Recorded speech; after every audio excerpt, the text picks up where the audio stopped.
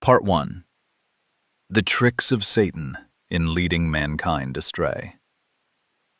Satan does not come to humans openly, saying, "Abandon good deeds and commit evil so that your life becomes miserable." If he operated this way, no one would follow him. Instead, he employs numerous deceptive tactics to mislead the servants of Allah. The first and most effective strategy is making evil appear good and good appear evil. He presents falsehood in the guise of truth and makes truth appear as falsehood. He continuously works to make people love what is false and despise what is true. Satan himself declared to the Lord, "My Lord, because you have sent me astray, I shall indeed adorn the path of error for them on the earth, and I shall mislead them all, except your chosen, guided slaves among them." The renowned scholar Ibn al-Qayyim described this deception eloquently. Satan bewitches the human mind until he can thoroughly deceive the person. No one is safe from his sorcery except those whom Allah protects. He makes harmful things appear beneficial until people believe these actions are advantageous for themselves. How many people have been tested by such deception? How many hearts have been prevented from embracing Islam, faith, and goodness through his trickery? Satan's followers present falsehood in attractive forms while making truth appear repulsive. He bewitches minds until they follow various desires and misguided opinions. He leads people down every path of misguidance, taking them through actions that ultimately cause their destruction. Through his deception, he has made appealing the worship of idols, the breaking of family ties, the killing of daughters, and other abominations. Satan even promises his followers paradise despite their disbelief, wickedness, and disobedience. He presents polytheism in honorable terms. He disguises the rejection of Allah's attributes as protection against anthropomorphism. This was exactly how the cursed Iblis plotted against Adam. He made eating from the forbidden tree appear beneficial, despite Allah's clear prohibition. Satan persistently told Adam it was the tree of eternity, claiming that eating from it would allow him to live forever in paradise.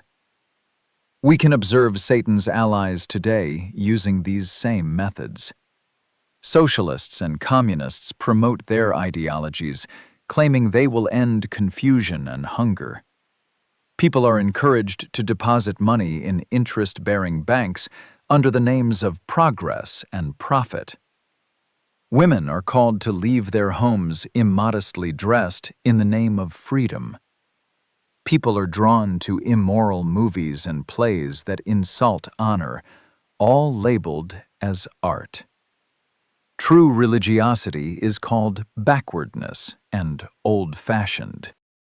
Allah says, "And verily, we sent messengers to nations before you.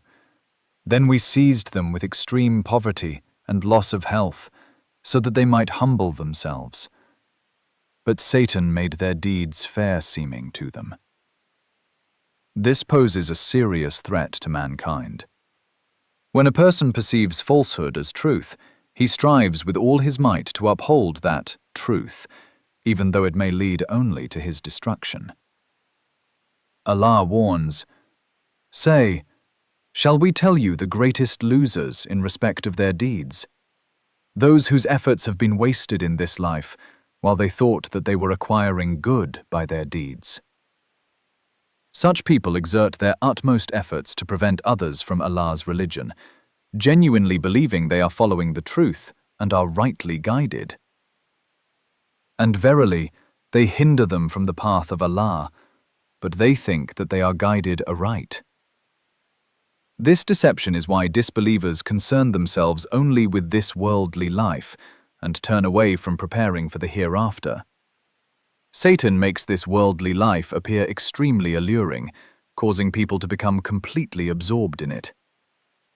Among Satan's deceptive tactics is naming evil actions with appealing titles to entice people to participate in them. Satan called the forbidden tree the tree of everlasting life to make it attractive to Adam. Then Satan whispered to him, saying, "O Adam, shall I lead you to the tree of eternity and to a kingdom that will never waste away?" Ibn al-Qayyim stated, Satan's followers have inherited this trait of using beloved names for forbidden objects. Historically, wine was called the mother of joy, and interest was called a business transaction. Today, interest is referred to as profit, dancing and music are called art, immodesty is called freedom, and abandoning religion is called progress and modernization. Another major tactic is leading people to extremes.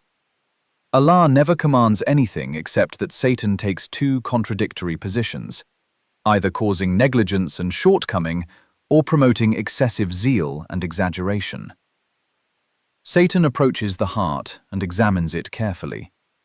If he finds listlessness and a tendency to seek loopholes, he attacks from that angle, striking people with laziness and lethargy until they fail to fulfill any of Allah's commands. If Satan finds alertness, seriousness, and desire to work, he commands the person to strive even harder, convincing them that what they're doing isn't sufficient. He pushes them toward washing limbs 7 times instead of 3, performing full bath for every prayer, and other acts of exaggeration and extremism. Satan's intention for both groups is identical: to keep them from the straight path. There is no escape except through deep knowledge of Islamic teachings, strong faith, the strength to fight Satan, and remaining steadfast on the middle path.